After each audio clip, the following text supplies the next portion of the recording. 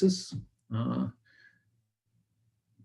Today we have Colin Ophus from Lawrence Berkeley National Lab.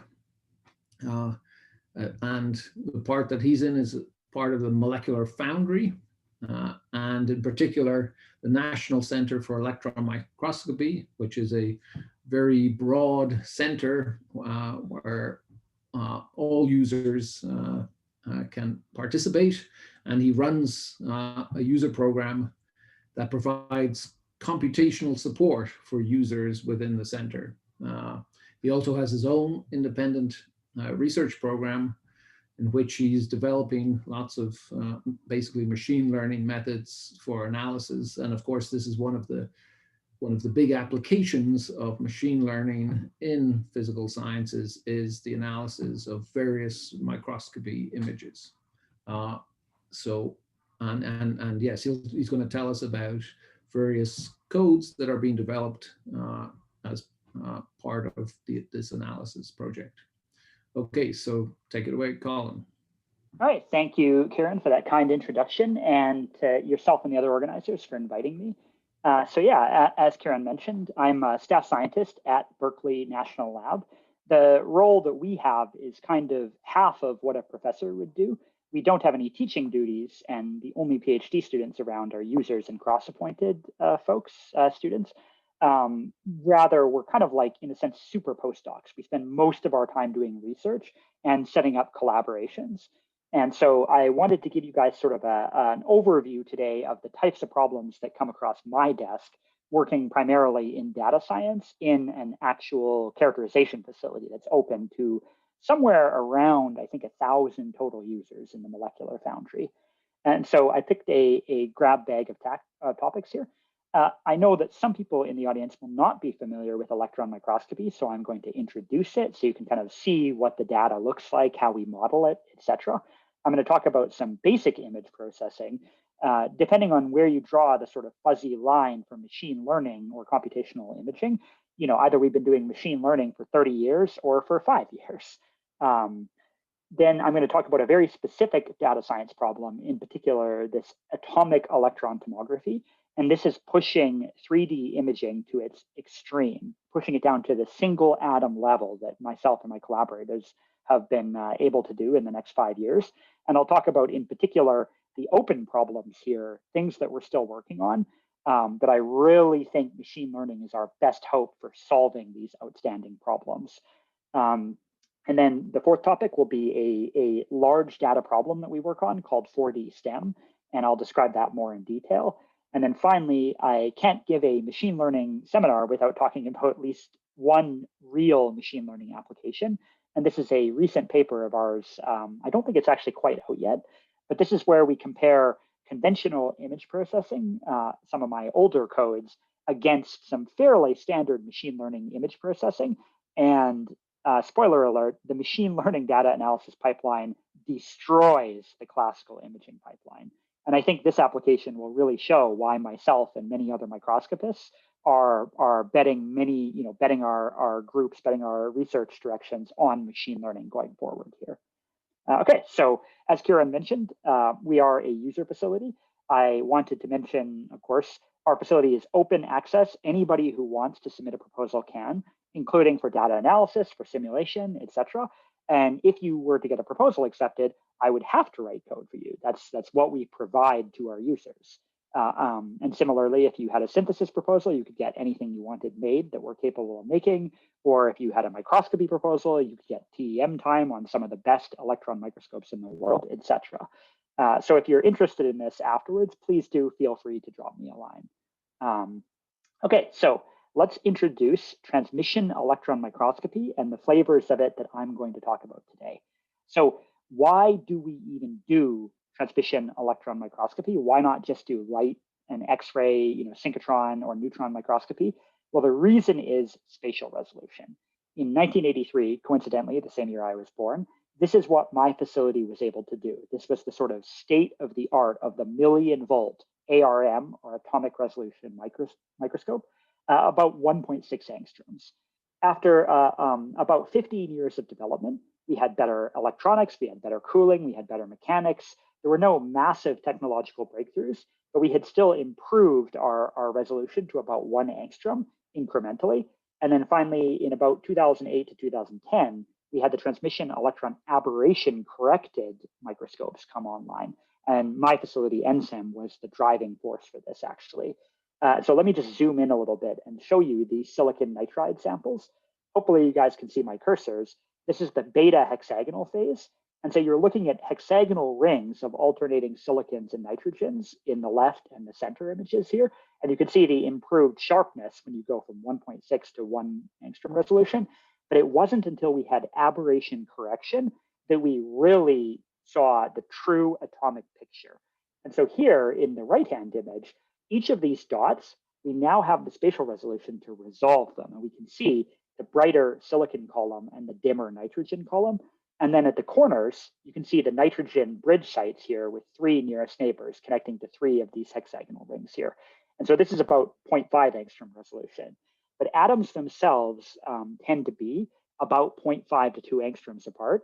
And so the gap between 1.6 or 2 angstrom resolution and 0.5 angstrom resolution was incredibly important to us because it lets us see materials as they really are. You can't be fooled nearly as easily when you have this resolution. And so there really were 3 giant advances that led us to atomic resolution, to true atomic resolution. They were aberration correction, just like the Hubble Space Telescope. And this is because electron lenses are terrible. They do not focus rays onto a point. Rather, they have a really bad what's called spherical aberration. And whereas my glasses have a sort of a parabolic curvature, electron lenses always have spherical curvature. So we had to introduce aberration correction to correct for these ray aberrations. The second one is detector technology. We used to use detectors that more or less came out of video ray cameras. And then we would plonk a scintillator on top of it. And a scintillator just converts incoming electrons into photons. And so your conventional CCD camera or film camera can record a picture. We now use direct electron detectors. They're essentially open CMOS circuits or hybrid pixel array circuits. They collect the electron charge and integrate it directly. But there was a third major advance. And this image in the upper right was actually created computationally. This is something called focal series reconstruction or complex wavefront reconstruction. And this is all under the umbrella of computational imaging. And that is what I'm really going to talk about today in this talk. Computational imaging, I think, aberration correctors, better detectors, you can buy these off the shelf, but we have barely scratched the surface of what's possible once we introduce computational imaging into our workflows and our experimental design here. And so this is the examples I'm going to show you in this seminar today. Sorry, Colin? Yeah, go for it. Can I just, so are you saying that the rightmost image is not just aberration corrected, it's also computation filtered? This is a synthetic image. So what I've done here, the upper left is a film camera image, just literally exposed film that I carried, or one of my colleagues carried into a dark room and exposed with chemicals. The middle image, CCD camera, this is exactly what you read off. This right image is actually 21 different images recorded at different defocus values. And then from that, I can calculate the complex exit wave wavefronts, so the exact phase of every pixel. This is called phasing or reconstructing the complex part of the wave. And the reason that's super important is, I'm not actually showing it here, but these dots are not perfectly round. They're sort of stretched out, aberrated with something called astigmatism. And this is almost inescapable because the microscopes themselves have over 200 lenses. Tiny voltage fluctuations always lead to residual aberrations. And so what I'm able to do computationally is model the wavefront, calculate exactly the deviations away from a perfect lensing system, and then apply the inverse operator. So I apply a counter lens to fix it, basically. And the images themselves, maybe the best focus distance was, say, 4 nanometers, but maybe the images were recorded at 6 nanometer focal distance. If you reconstruct the wavefront, you can simulate any optical column you want, and you can correct for this. So yeah, this upper right image is completely computational, it's synthetic. The raw images look pretty good, but they aren't directly interpretable. You don't have a bright white dot where you have a silicon atom, for example. And I thought, because Please do ask if you have more questions. Anybody feel free to break in. This is definitely an informal seminar here. I also, for people who haven't seen electron microscopes, I like to pull up the images and show you these. So this 1983 picture was taken on this microscope. This is how we used to build them. 2 or 3 story tall microscopes. This is a giant voltage tank on top to get to 1,000,000 volts to accelerate our electrons. And you can see the operator sitting in front looks through a telescope because you have to zoom in on this millimeter size diffraction pattern, because even with 100,000 times magnification, it's still almost too small to see.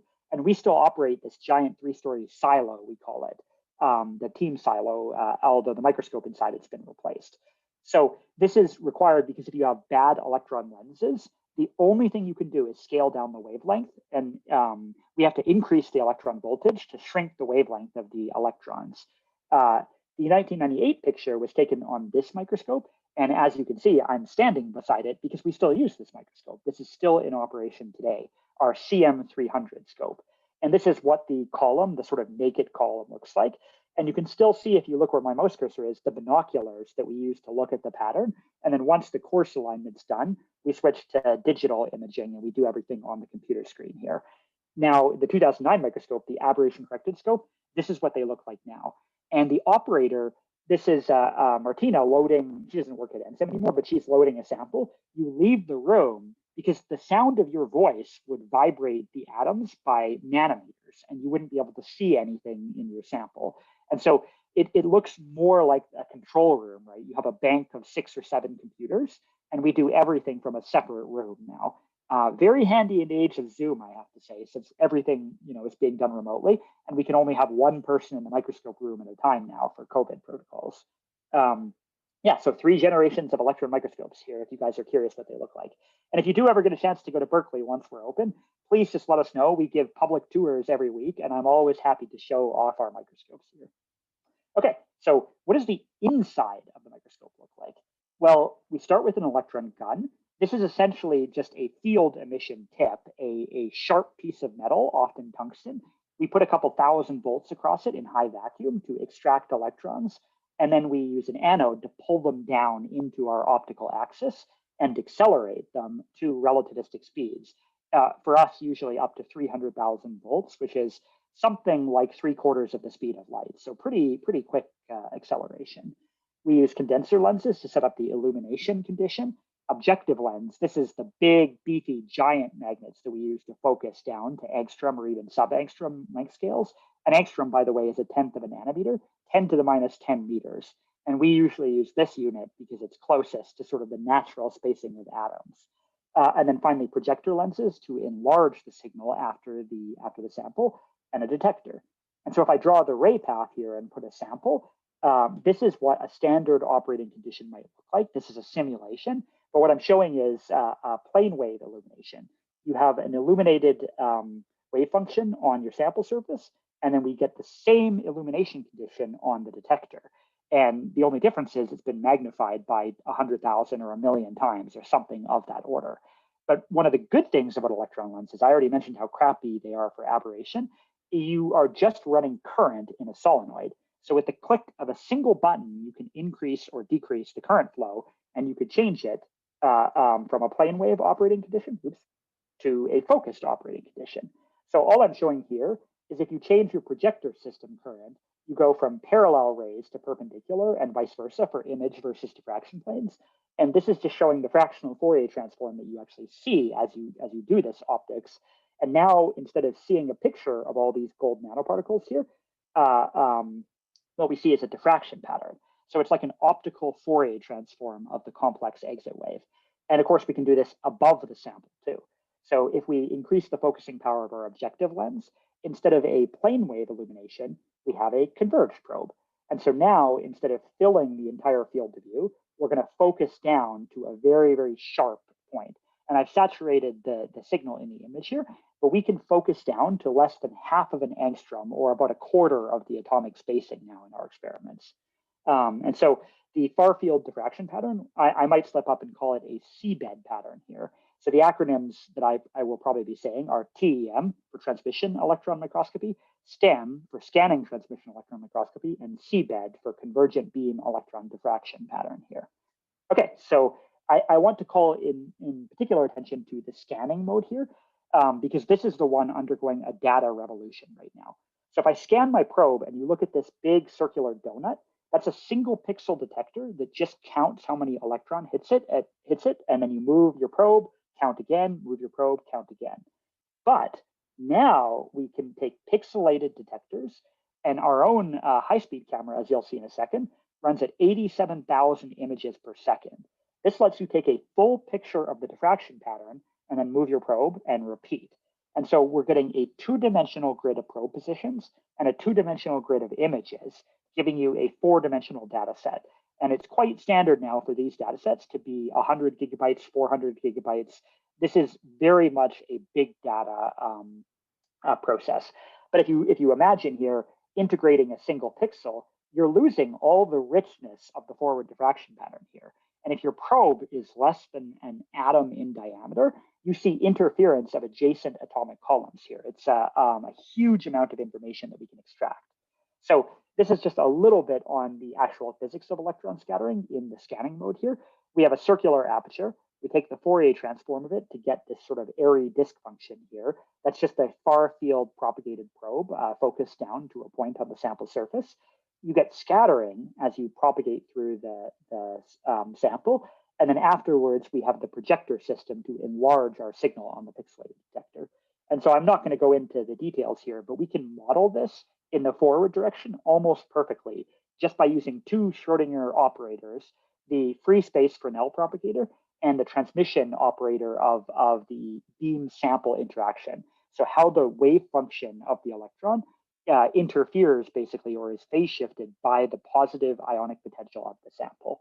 And this is not a simulation talk, so I'm not going to talk about it in detail, but it does actually matter a lot when it comes to machine learning because we can generate our own training data. We don't necessarily have to rely on experimental data that we label. And this is a big research program that we're starting up right now, is training on these synthetic data sets here. And I also run a simulation code. If anybody's curious, it's prism-em.com. There's GUIs, Python bindings. It's a multi-GPU, multi-CPU program. And it is much faster than all the competing codes.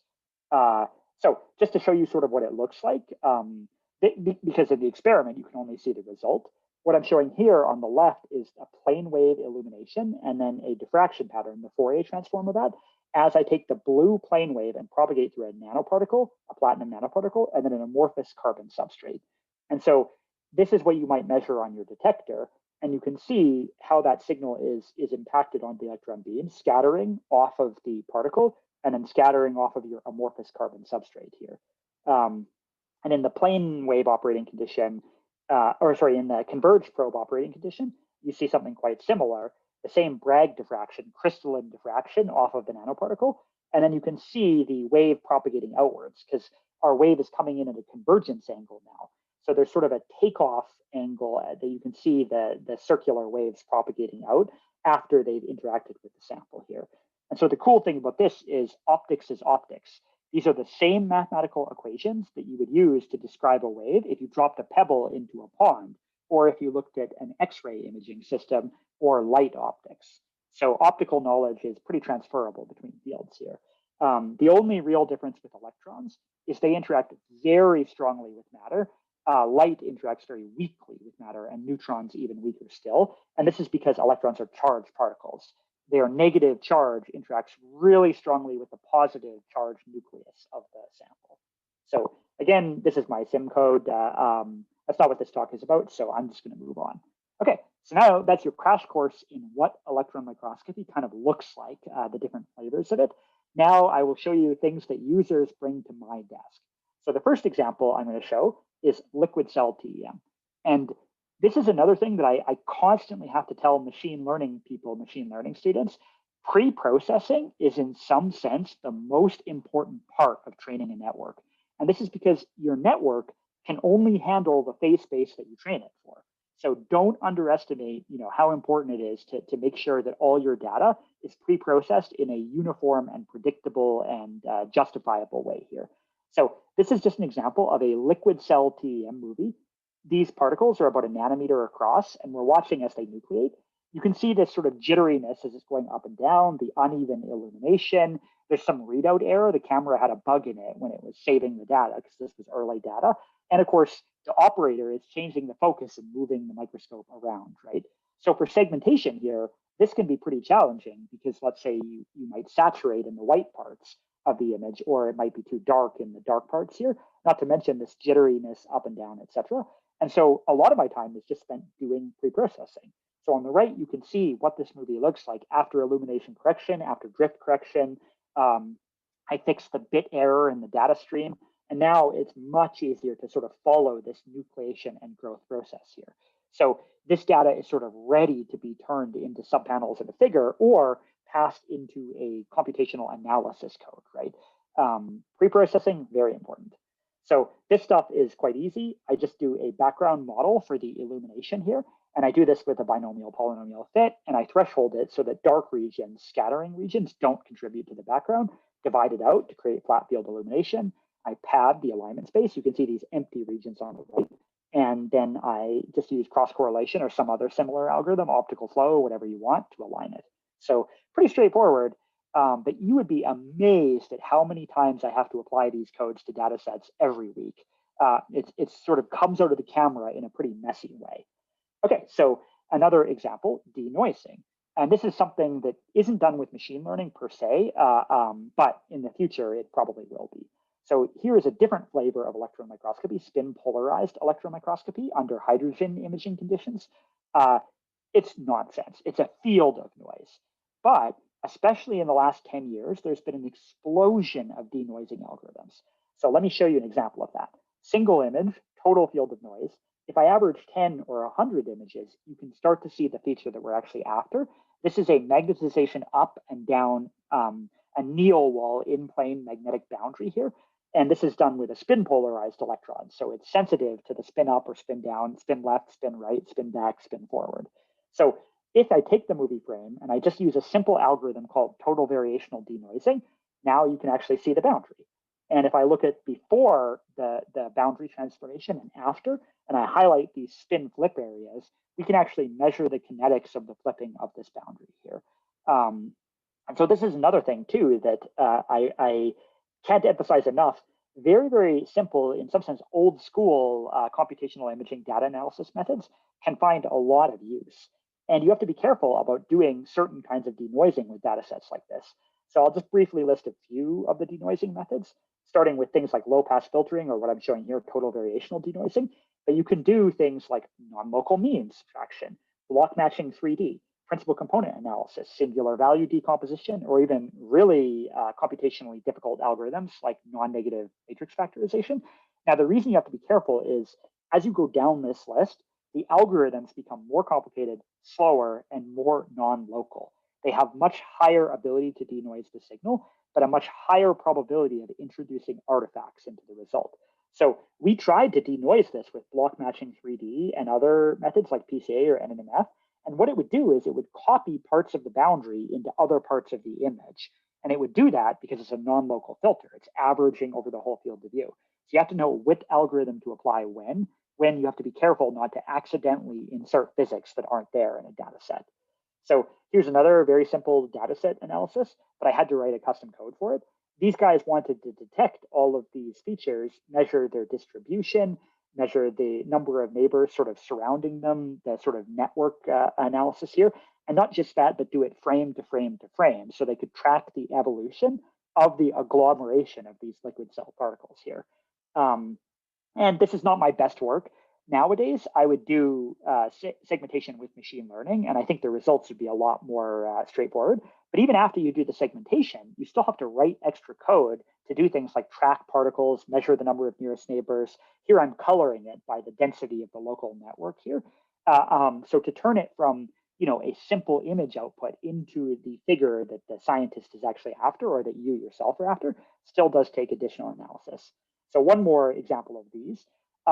It's a segmentation problem but we have some strong prior knowledge we can use about the shape of these guys. And so what I'm able to do here is something kind of like the previous one, but even denser. And if you look at the numbers on these things, I'm actually able to follow the time evolution of individual nuclei, even with the drift and even with the noise and the errors here. And I was able to measure the statistics that the user was after in this case. So these are, in some sense, bookkeeping analysis codes. They're pretty tedious to write, I have to say. But if you can write one, you can write them all. The programming, the programmatic methods behind it are quite similar in all cases. So one more liquid cell example. This one's not animated, but I'm just showing how what we did here, this is the movie I showed the drift correction for. What we did is different time frames, traced out these dendritic fingers to measure, basically compare directly to the partial differential equation for dendritic growth in a liquid cell. And we're able to extract all the growth parameters here. And this is nothing but image processing and tracing, and then a little bit of user knowledge to decide what segment to work on next and how to organize it. And so I think unfortunately, this one I don't have the stats open, but I also wanted to show this movie has been massively downsampled. But if you look at the Fourier transform instead, unfortunately, the quality somehow got borked here. These Fourier transforms correspond to lattice planes of the actual atoms because the raw data is 4,000 by 4,000 pixels here. And if you do that and you measure the lattice spacings, you can see differences between, for example, 2 angstrom, 2.6, 2.9, 4.8 angstroms. We did this in a study to figure out how iron oxide actually nucleates. And it turns out there's a ferrohydride intermediate phase that sort of is the first one to appear here before lower energy phases like magnetite form. And interestingly, this actually has something to do with basically planetary formation dynamics, right? Things like gas giants and rocky core planets and the way that different phases interact and nucleate with each other. And this is why these studies are surprisingly wide-ranging. Because if you can make a model system in a liquid cell, for example, you can study phenomena that are not accessible sort of on normal atmospheric pressure and temperature scales. Yeah, and so this is just showing the result, combining all of our measurements plus chemical measurements, et cetera here. So very much a computational imaging project, I would say. A lot of geometry went into deriving these models too, how dendrites actually split. Okay, so now something that's sort of more in my, or up my alley. This is a direct area that I do quite a bit of research on. It is atomic electron tomography. Starting in about 2011 at our facility. Yeah. Before we get on to your pet project, right? How, one question that comes up in our courses and things is sort of generalization, right? Yes. So, you showed us some nice pictures, you did quite a lot of work, and you could label things and so forth. And yeah. But then, I give you a different sample, a different material, maybe. Yeah. Right? Maybe this is a perspective you might not hear too often, but I'm going to vote against generalization in some sense. Like I have found, no matter how much I try and generalize, for example, dendritic analysis programs with, for example, nanoparticle analysis programs, in the end, I end up writing 2 separate codes for them. And they often share, libraries or functions, right? Like there's a lot of, for example, denoising, image alignment, and like segmentation. That can be generalized usually. But in the end, these are modules that you have to plug into your overall analysis code. And the reason I have a job essentially is because every project is a little bit different and every project requires some development. I try to, these days we're getting better at actually documenting and releasing our source code so that other people can make use of it. And you get a lot faster too. I had already coded up this circular tracking thing. And so when it came time to code up this square tracking particle thing, I was able to sort of, this code is a fair bit different in the way that it uses prior assumptions and it traces out the particles. But at the same time, I was 10 times faster when I wrote it because I had done a similar particle tracking project before. Yes. Yeah, so I guess my answer is there's no skipping putting in the time and customizing it to the specific problem at hand. Science is in some sense all about specificity, right? Diving down into that lowest, most specific level. And in the end, somebody has to do that. Right. Did that answer your question, or do you have a counter argument? Mostly yes, but what about sort of running a similar material, right? I mean, silver. Absolutely, yeah. So maybe this is what I could say about that. If you can write the analysis code to do it once for this particular experiment, it will work with some hyperparameter tuning, usually for all similar experiments. So absolutely, if you have a single image, I just tell the user to trace it out by hand, load up Photoshop or Illustrator, draw some circles, make your measurements, whatever, right? But if you have a time series, 10,000 images, it's already worth investing the time to write a software code to do that analysis. It might take you 100 times longer to analyze the first frame, but then every additional frame is 1 millisecond. Right. Now they bring in another experiment. Now the nanoparticles are not 5 nanometers, they're 10 nanometers. So you have to adjust the hyperparameters, let's say, you have to cross-validate, et cetera. But that sense, repeatability is very, it makes it way easier when you have like 6 related experiments where, for example, you're just changing the chemistry of the liquid that you're doing it in. I should have been clear about that. I was thinking generalizability project to project, but within each sub-project, it's actually surprisingly, you just have to write your codes in a way that nothing is hard-coded. Like you don't hard-code any thresholds because you're probably going to be doing hyperparameter tuning. Right. Yeah. Does that answer your question? Yes. And one of the things I try to emphasize is you can start running the thing with the defaults, but always know what the defaults are and play with them a little bit, right? Yeah. Oh yeah. If you don't have a mental picture of your sensitivity matrix with the parameters, you don't really understand what your code is doing, and you are black boxing it, which is definitely a sin in science. So I 100% agree. Okay. Thanks. Great. Yeah. So I don't want to go over here. So let's just rush in. Atomic electron tomography is the ultimate in 3D tomography. It's kind of like an MRI or a CAT scan, except we're talking about individual atoms. It took a lot of studies to get where we are now, but the right-hand side is a study from our group, a collaboration with UCLA and a couple other institutions. We really are, at least for radiation hard materials, as you'll see, able to trace out individual atoms in 3D. And our experimental procedure is just like normal two-dimensional imaging, but with tilting. So if you can record the same particle at many, many different tilt angles, there's a variety of tomographic algorithms, and we've created several of them ourselves. All of these algorithms are open source. So the new one that the UCLA people are doing is called Resire, and actually Stan Osher, one of the big compressed sensing guys, worked on that one too. This is called GenFire. Some people in my group, we have our own flavors, and there's TomoPi and many open source codes. Another interesting thing about tomography, all the codes are kind of the same. They vary by, say, a factor of 2 in the reconstruction quality, but what varies by a factor of 10 is how good your alignment is. Aligning each individual image and solving the correct tilt axis without any precession, that's the key to getting good atomic tomography here. And the reason why this is harder than non-atomic tomography is if you look at where the atoms are and you were to shift it only 1 angstrom over, suddenly it's a totally different structure now. And so you really do need to align it to, say, 10 picometer or 1 picometer precision. So even finer alignment in the spacing of the atoms themselves.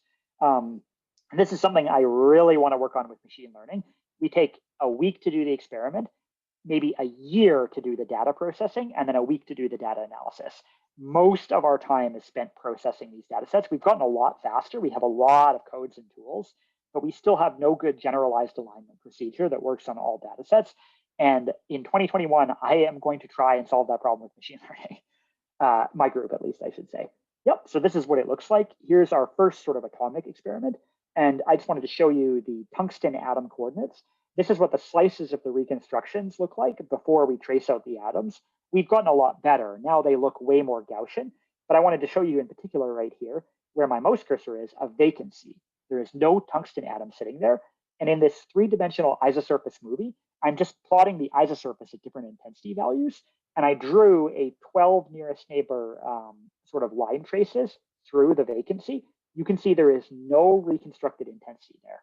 So we really do have the sensitivity, not just to see where each atom is, but to see when an atom is missing from inside the particle.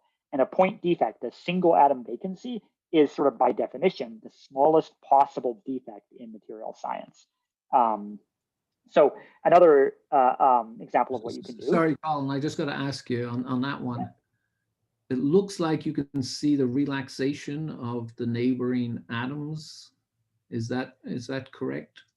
Yes and no. There is relaxation, as you'll see, like strain field distortions here. However, this was our first atomic resolution experiment. I would say that the errors are roughly 20 picometers in the position. So say 10% of the atom spacing at the center of mass.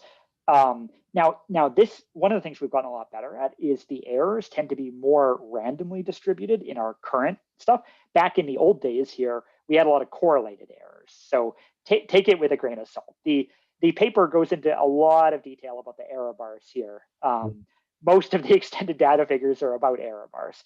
And this is sort of shown here. What I'm plotting is the displacements away from an ideal lattice here. And you can see substantial displacements, like individual sites here where it's 80 picometers and then negative 80 picometers right next to it. There's no way that that's a real distortion. These particles do have a lot of internal strain, as you'll see in a second, but a large part of that is correlated error in the experiment. This is just showing the smooth kernel density estimate of the lattice displacements, and then the strain tensor, the derivative of that. And in order to match our experiment to a model, we actually had to use molecular dynamics and put amorphous carbon into the particle. And that was required to reconstruct the structure. And we had to show additional evidence too, that there was carbon sort of intercalating into the structure here. But the match was not bad. And we've continued to improve and refine this. This is one of our most recent studies from just a couple of years ago. This is iron platinum. We're actually able not just to see the individual positions of the atoms, but also the species. Red is the iron atoms and blue are the platinum atoms. And I'm showing in green and pink here, or violet, the projected structures with the crystallographic ordering L12 or L10. This is for a magnetic hard drive, a hammer hard drive, heat-assisted magnetic resonance. L10 is the magnetic phase and L12 is the non-magnetic phase. That's what we're after in this study. But the two-dimensional projection is essentially completely wrong. When you move to 3 dimensions and you pull it apart and analyze how the atoms are stacked together, you actually see a totally different structure. It's primarily sort of 2 C-shaped grains wrapped around each other of the non-magnetic phase, and most of the smaller grains are also non-magnetic. There's almost no magnetic structure in this particle whatsoever. And so that's sort of the goal of this study overall that we're continuing to work on, is to figure out how the magnetic phases nucleate and grow when they're not able to grow and how we can promote their growth. And you really need 3-dimensional imaging if you want to completely understand it. So I'm just showing on the right here, I sliced up the particle and I drew in thick black lines the sort of grain boundaries between all the different structures here.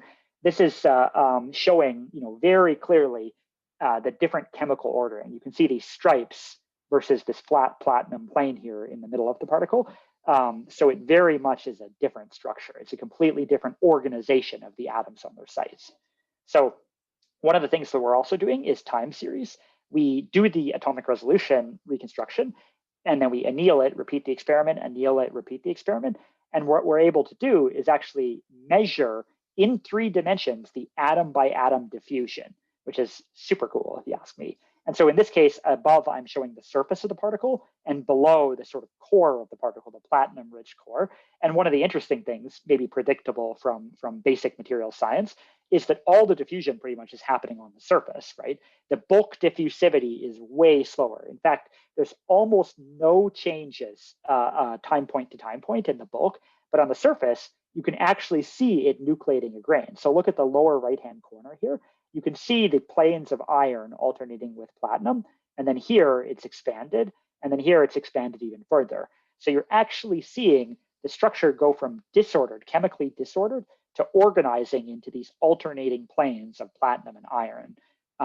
And so being able to see that atom by atom is, we think, going to be very important for diffusion studies.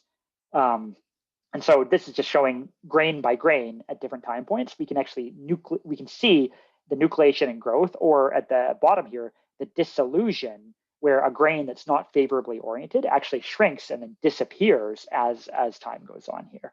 And this is just sort of the overview of the ordering. And then one last thing, I have a 3-dimensional home-built projector system set up in the team microscope room with a 3-dimensional imaging of this Blender rendered movie. So I just wanted to show you guys, this is pulling the grain apart and seeing all the subgrain structures, the 6 internal grains, along with the 7th original platinum seed here. So if you're ever in the neighborhood, we have this set up in our 3D projector in our microscope lab, actually.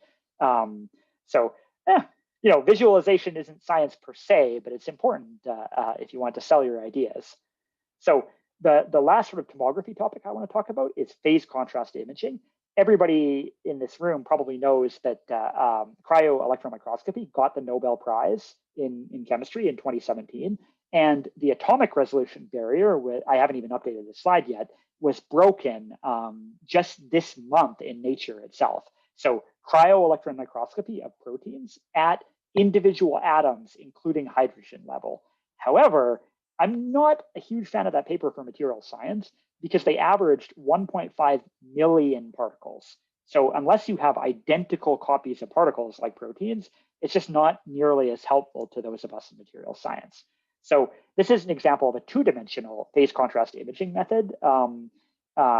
High resolution transmission electron microscopy is what HRTEM stands for. Now, why did I use HRTEM instead of the STEM sort of method that I showed before for the nickel platinum? It's because if I zoom in here, each one of these dots is one carbon atom.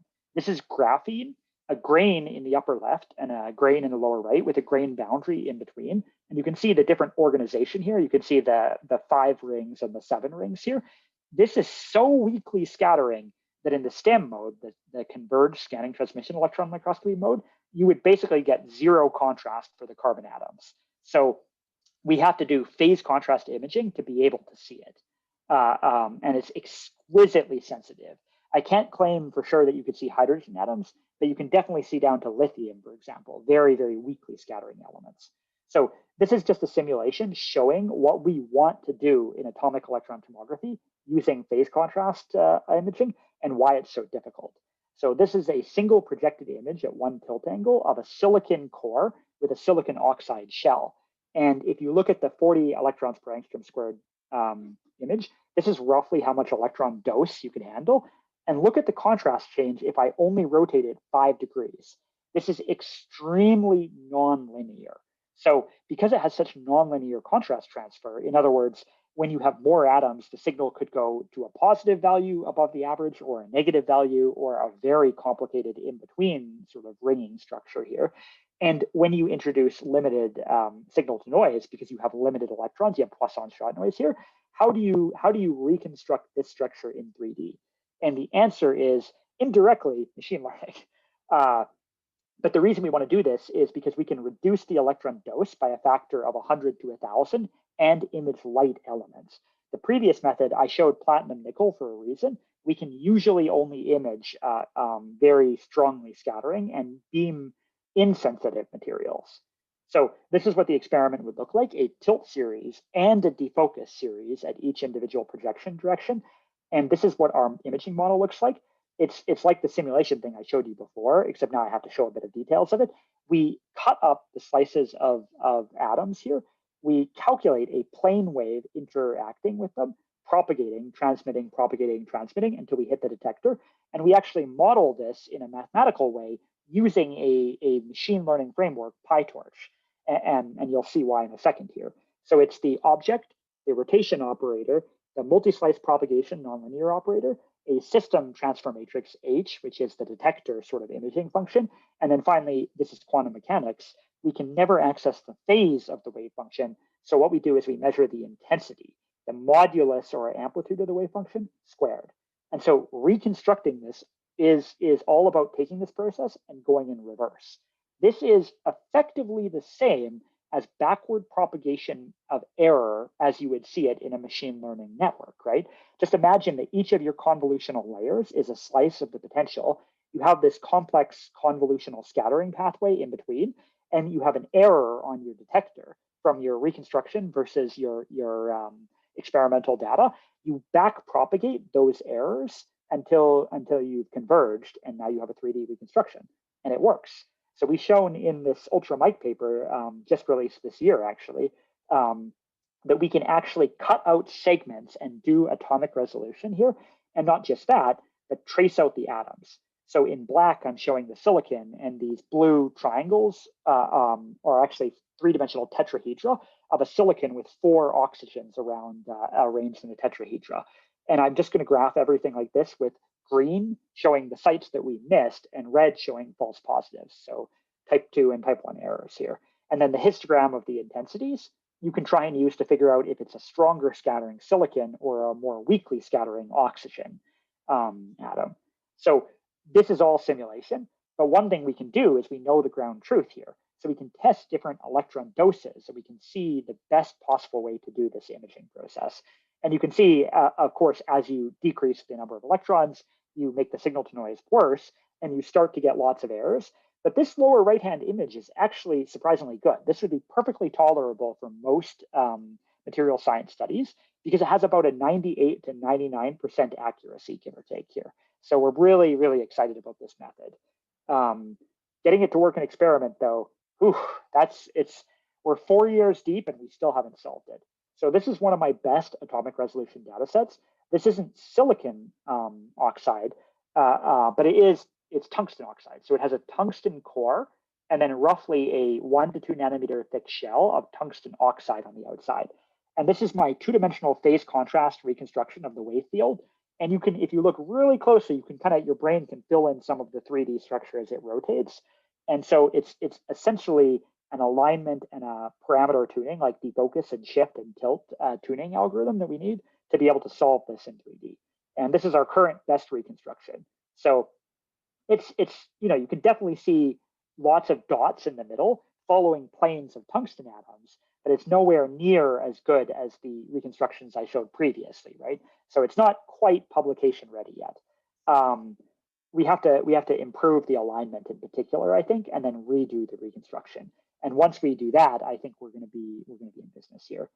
Okay, so very briefly, because I am running out of time a little bit, this 4-dimensional STEM is a big research area, and it's fundamentally a big data process because we're recording 87,000 images per second. No human could ever analyze 100,000 or 1,000,000 diffraction patterns. It's all computational at this level. This is an example of our camera running at the full frame rate. And again, a sort of a core shell sample here. You can see with this amorphous carbon shell on the outside of it and the huge strain fields of the atomic planes inside the particle here. This is just a quick example showing an ion irradiated sketch. And then we anneal this guy. So it regrows part of the crystalline lattice. And then it nucleates all these polycrystalline grains. The 40 STEM experiment, I'm showing 5 beams at once here. This is the raw experimental data. So you can see the original single crystal, it disorders. You can see these sort of randomly scattered amorphous patterns. And then the patterns of dots at different angles are the differently oriented polycrystalline grains. And so a lot of what we do is try and classify these structures so we can measure the morphological features. And that's a sort of a fairly weak machine learning method, non-negative matrix factorization. So I am not going to go into the details here, but we take all of these diffraction patterns, we reduce them into feature vectors, basically 2-dimensional histograms of the probability of a given Bragg peak, and then just use methods like SVD or non-negative matrix factorization. And we can classify out the single crystal, the random amorphous phases, or these randomly oriented polycrystalline grains here. We've also done this for things like soft matter polymer type samples. So this is just showing another way that computational methods can really help. The bottom is the experimental data. The top is my reconstructed morphological polymer structure. And so you can see on the upper left, these long bending polymer chains. This is the pi-pi stacking direction of the polymer. I took this algorithm out of fluid dynamics, actually. So this is a flow line map of where the sort of flow of the lattice planes is. It's not a direct map, but it really does let you see, if you compare the upper left to the upper right, how adding the DIO chemical has changed the structure. Instead of these long, continuously turning grains, we have these discrete overlapping grains with different orientations and sort of almost no turning grain by grain here. And if you look closely enough at the bottom left, for example, you can see these sort of primary diffraction vectors of pi-pi stacking, and it's always going to be perpendicular to where I've drawn the white lines here. So going from conventional imaging, where all you see is dark gray or light gray, to being able to see the morphological features of the sample. This is why we're collecting all this data here. And we're doing this for battery materials too. This is a simple sort of model polymer system. Actually, I'm just going to skip this. I just wanted to mention we can do phase contrast using this method as well. And you can really see it can produce much sharper images, which is another reason to collect all this data. You can remove the aberrations after the fact by doing something called tychography here. This is the one I actually wanted to show, though. What we're now doing is this is conventional electron imaging of a primary battery cathode particle. This is one of those cobalt, nickel, manganese particles. Or sorry, no, wait, this is lithium phosphate. Sorry, I keep getting them mixed up here. Nickel phosphate, I think.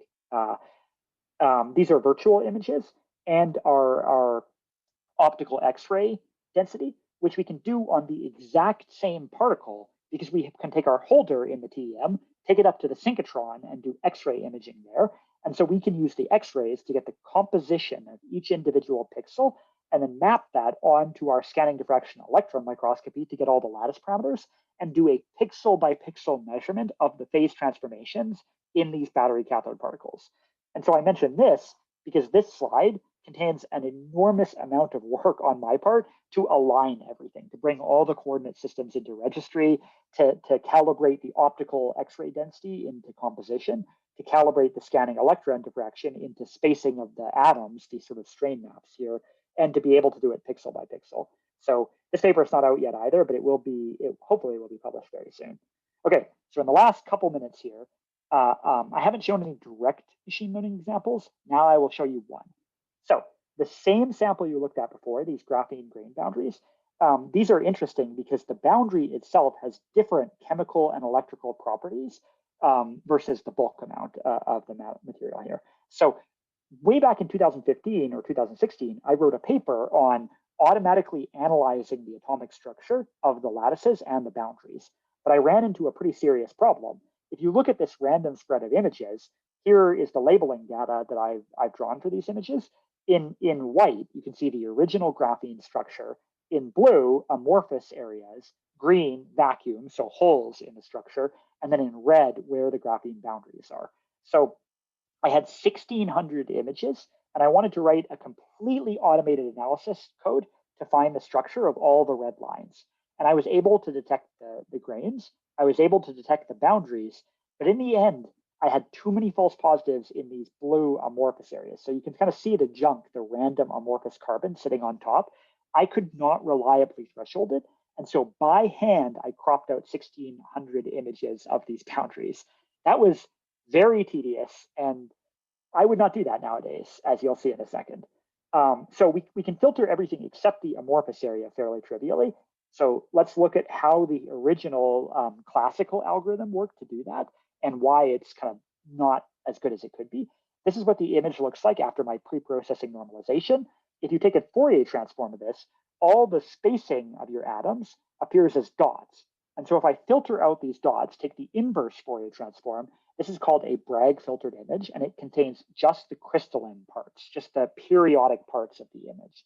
If you measure a difference of that, low pass filter it, now you can see why this is useful for segmentation.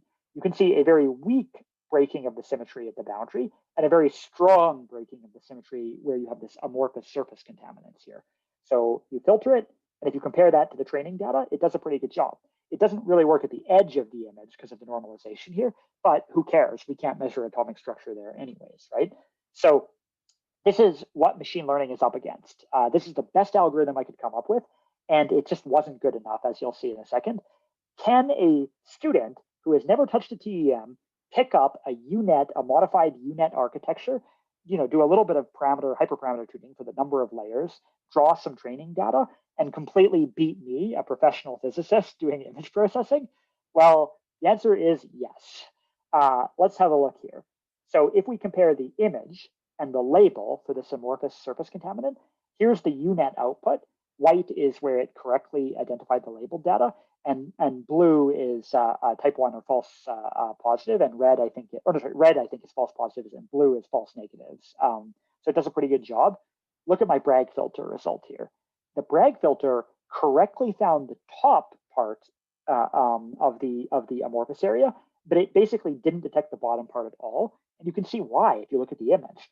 You can see strong atomic contrast inside that amorphous area because the amorphous area is sitting on top of a perfect lattice. And this is where hyperparameter tuning comes in.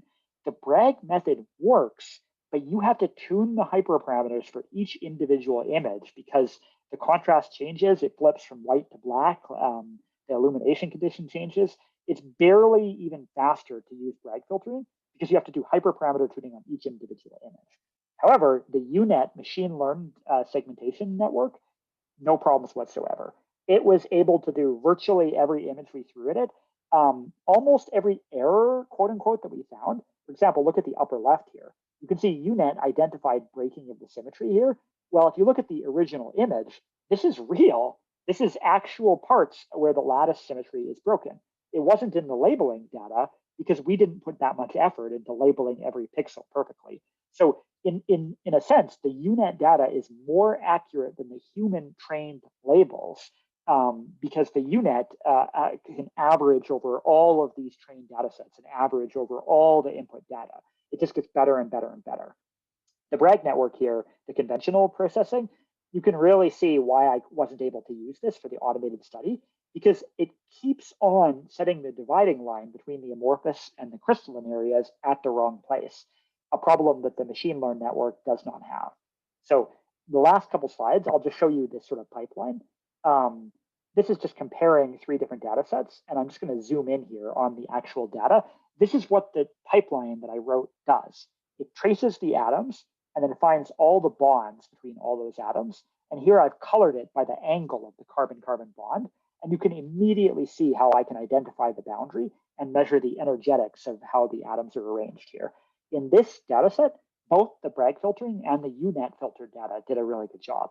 In this data set, however, the Bragg filtering had hyperparameters such that it decided that this was all amorphous and it filtered out the region of interest. And it just introduced huge missing atom areas. And so the analysis would produce nothing useful.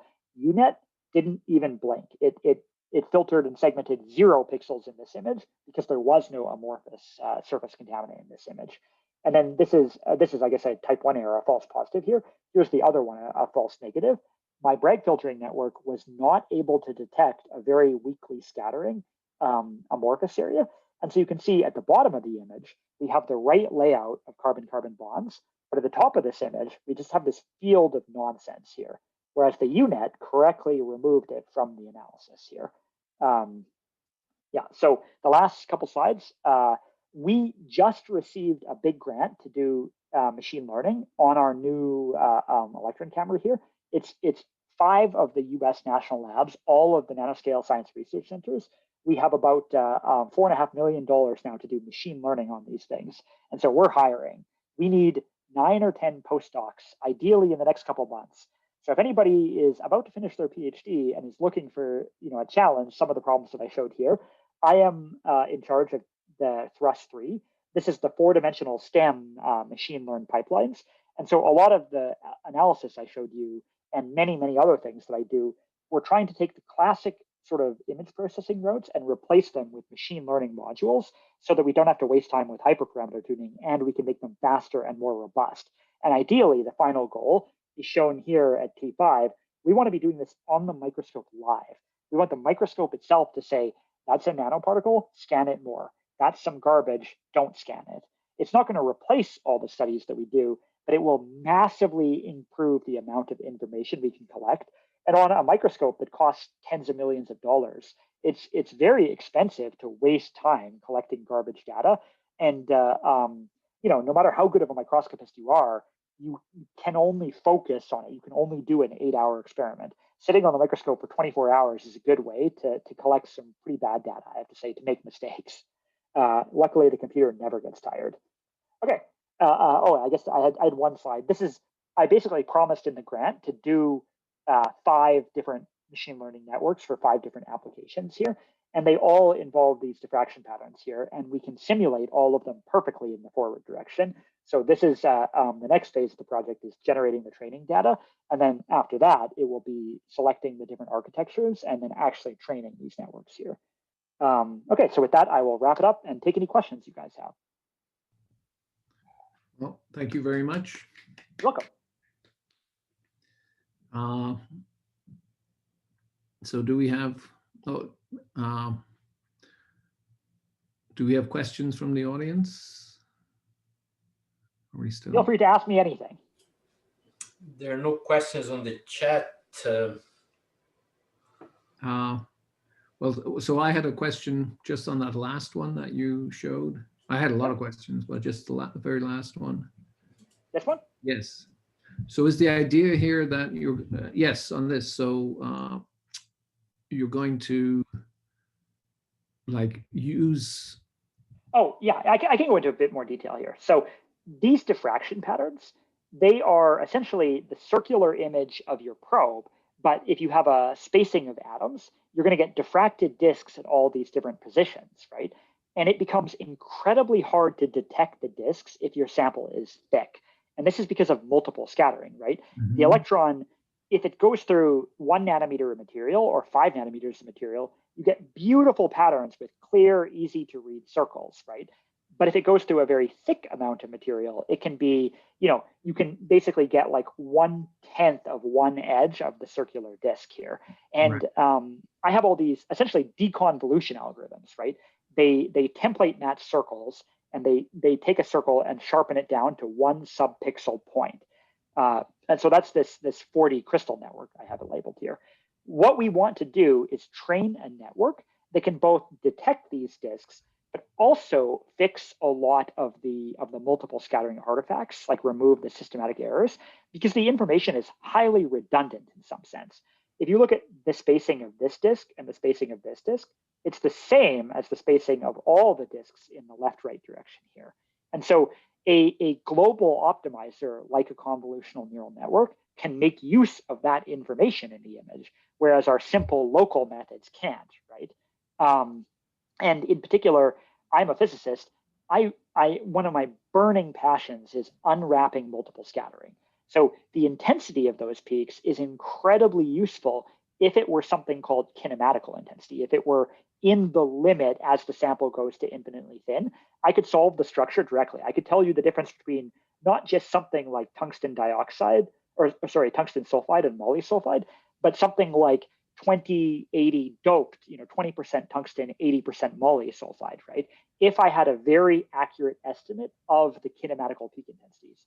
And so I think if we do our job right and we train over literally millions or even billions of simulated images with a very deep neural network, we can build in the strong prior knowledge of unwrapping multiple scattering and maybe get more accurate estimates. And then this is going to have lots of applications in things like electron crystallography or phase mapping, or even just mapping out the sample mesa structure, right? And also, it should be faster. Right now, a human loads this in a notebook, and you have to go through every cell, do your hyperparameter testing, etc. We've written a lot of code to do this in our Pi40STEM repo.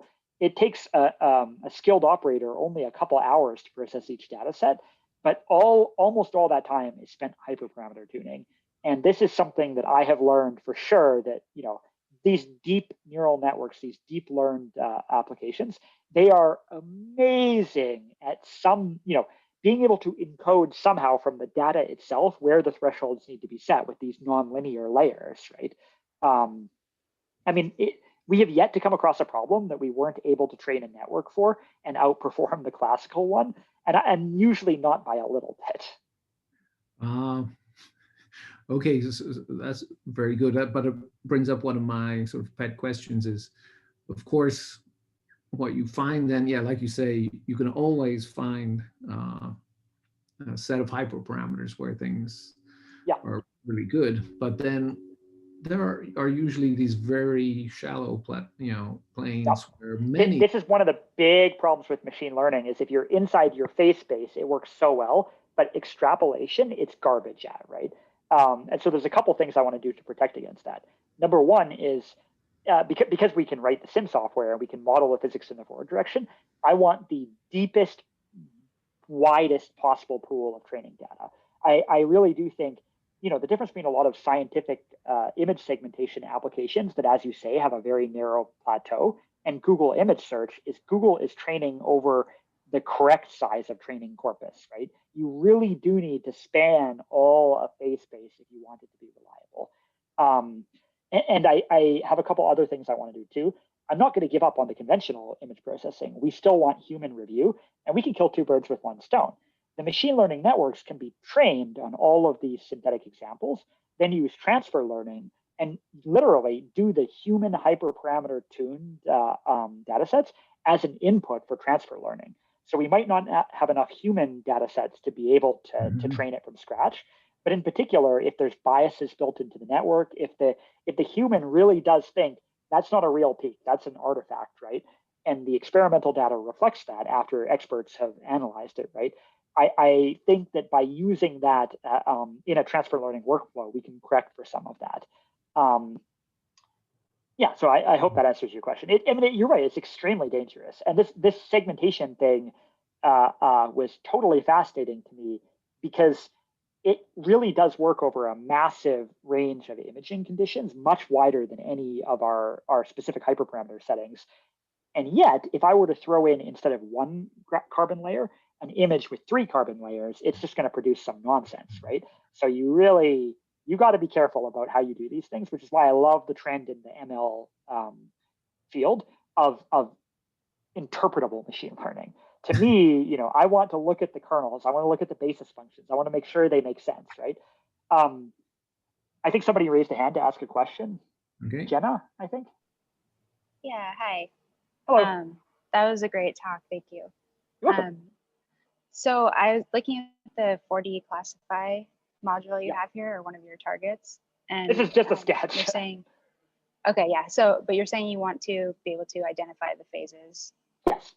And to be clear, this is 2 different machine learning networks. One of them to find all these Bragg peaks, these white arrows, and then a different one with totally different architecture to classify the phases based on all possible crystals. Okay, so do you do that by accessing some sort of pre-existing database, or do you just have?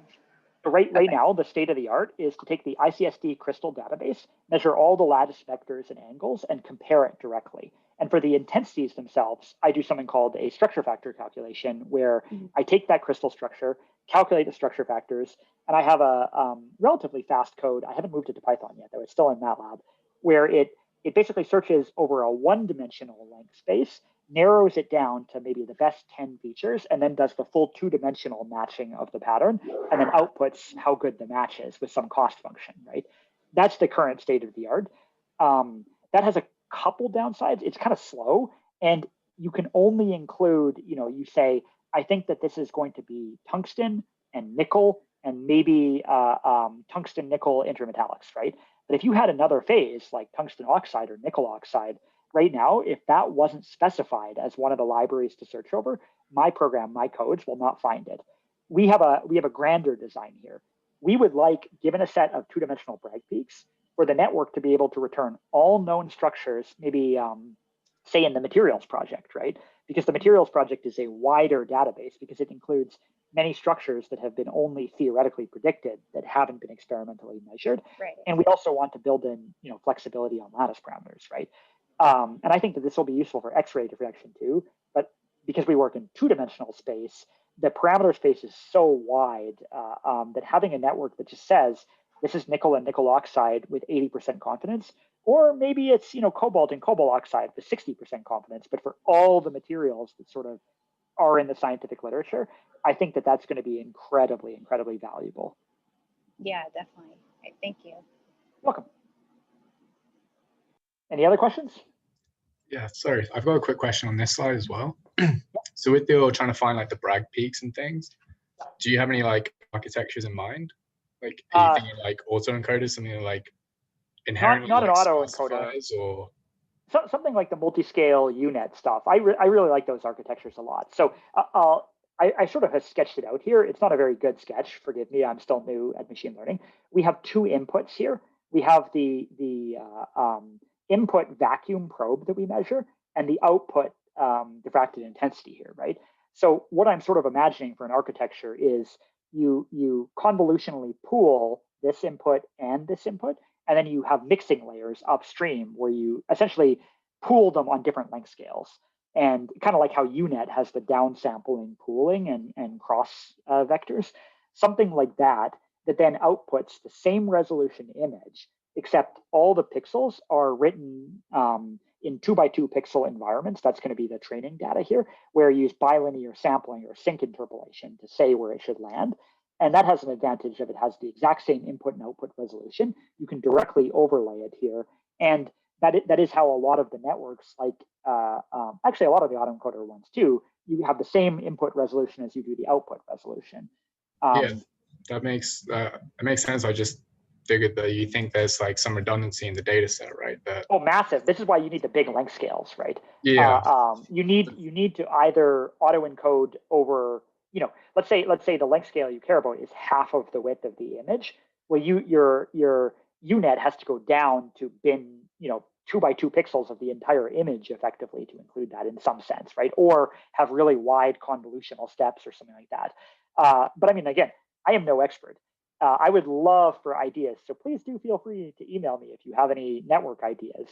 We have hired one postdoc on this project, and one of the first things he's doing is just looking at all the architectures, trying to figure out what the most effective ones would be. Yeah, I don't want to pretend like I know what I'm talking about here when it comes to machine learning. I still primarily write quantum mechanical simulation codes and conventional image processing codes. So I'm learning along with everybody else. And then have you considered trying to like incorporate human in the loop learning? So yes, like absolutely. This is kind of what I was talking about with Kieran, right? So we have all these H5 data sets that contain the human measurements, essentially. They have the raw data, they have the vacuum template, and they have what the outputs are when a human operator selected it.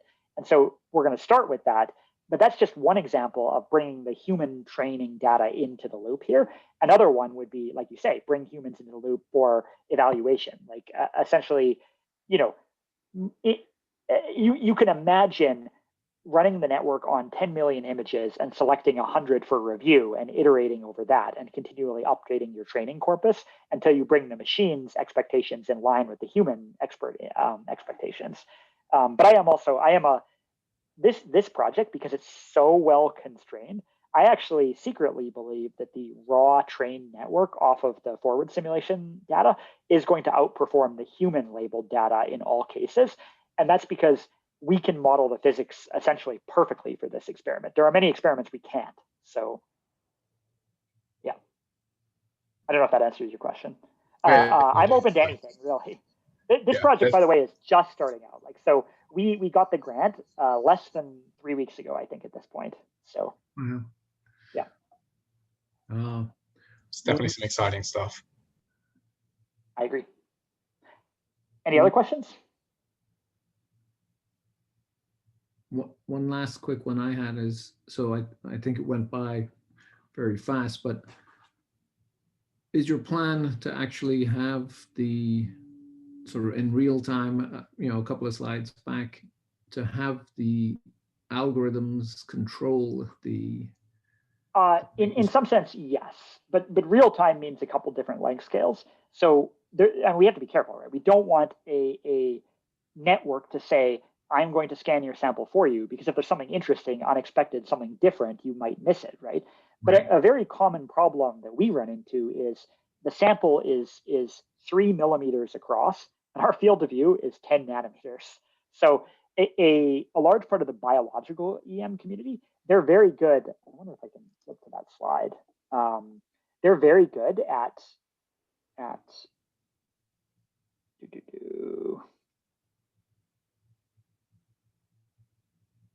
I should have just memorized what all the images were. So they take images like this, where they scan in a grid, and then all the locations of candidate particles, all the cropping around the particles, etc., that's all completely automated.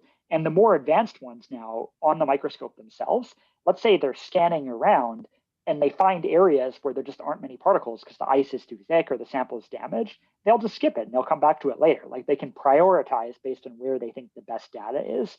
And in some sense, a particle is a particle is a particle to these automated routines, right? But so they're not going to miss any data per se, right?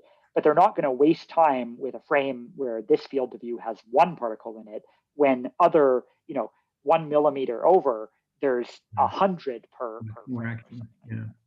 Yeah. Right.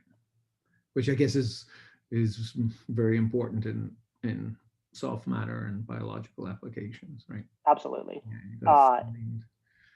Yeah. So I think the value is in augmenting the user, not replacing them. Or for something like tomography, train a network that can tilt the sample, find the same part of the sample again, and then do the aberration tuning, and then repeat the experiment. Try and remove the tedious parts of operator usage, and let the operator direct the overall experiment. That's where I would like to see things go, if that answers your question. I see there's a quick question in chat too. To answer Hui Ming, I think, asked this question about it's a beam damage on the 3D reconstruction. The answer is we don't. The electron beam causes damage, and you just have to be aware of that, right? So you try and lower the amount of electrons enough that your damage is below an acceptable threshold, but this error bar is always present. There is a non-zero probability that an electron traveling at an appreciable fraction of the speed of light slams into the particle and kicks it out of the sample. It's going to happen some of the time. Beam damage is our biggest enemy, I would say, and this is why I want to reduce the electron dose by a factor of 100 if I can. Sorry, I've got like a quick another question building on what Karen mentioned. And so with this, like, I don't know, if you look at like Facebook and Google and things, they have a lot of like models that are then supervised by like another model, which kind of looks into. So for like this grandmaster one, would you, for like in terms of searching the space, like if you had a model which incorporated like a confidence in like its recognition of an area, then you're hitting at something that I might. So I also do work on something called quantum metrology, how to make quantum optimal measurements. I think what you're discussing or you're describing is adaptive measurements. That is absolutely what I think is the ultimate physical goal. I want to scan a region of the sample, have the computer build a model from a very, very sparse sampling of it, predict what all of the sort of sample output should be, and then do another scan. So pick 100 random scan points and then a different 100 scan points. And then every single scan point updates my knowledge of the sample. But in particular, regions where I say, I make a prediction and it's nailed, that area I have very, very high confidence, right? And other regions, where I get it completely wrong, the sample might be changing in structure very, very quickly, right?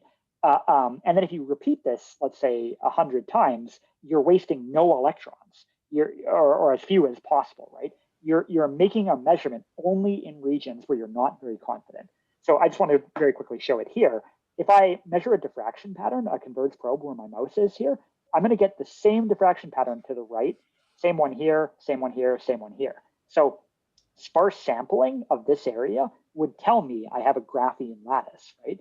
Whereas if I measure a graphene lattice here, and then here I get something completely different, as you sort of say, the confidence in this measurement is a lot lower.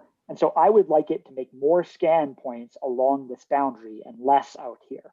And so, in other words, steer the electrons to where they're needed most, where the confidence is lowest. Yeah, so that also sounds a lot like Bayesian optimization of like experimental design, right? Like you want to sample enough of your sample, but it sounds a lot like Bayesian experimental design because it is Bayesian experimental design. Yeah.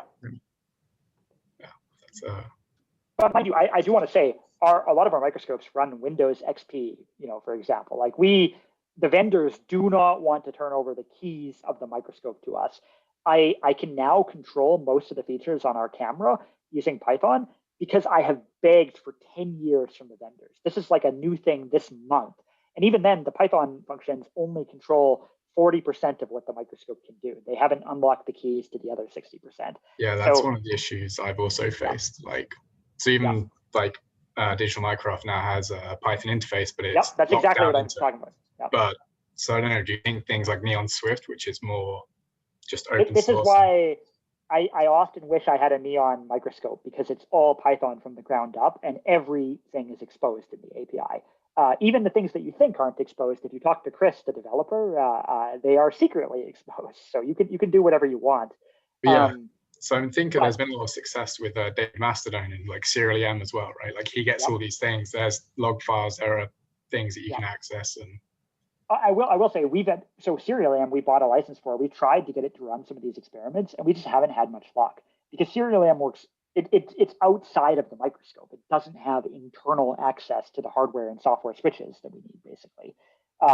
Vendor lockdown is a huge problem for us. And I can't think of any way to fight it except the grant agencies forcing us to, like, if I could say I can only buy an open source microscope, then Neon Swift, for example, for everybody else, it's a company, a small boutique microscope maker.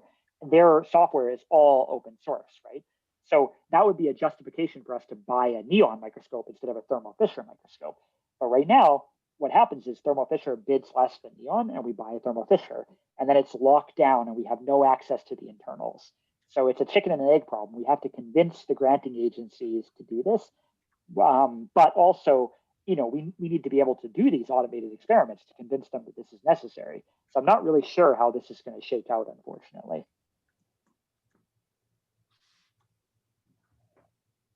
There is a question on the chat from Hui Ming. She says, nice talk. Oh, yeah, I think I answered that one. Yep. Oh, you did? Yeah. Sorry, I missed that. That's okay. Yeah. Electrons are very ungentle on samples, very ungentle. So I think we need to call it quits. This has been a very nice talk. Really great stuff. Really covered lots of things that we've been talking about in my course. Yeah. Oh, that's good. Yeah. So we'll definitely want the recording. We'll probably analyze it a little bit more.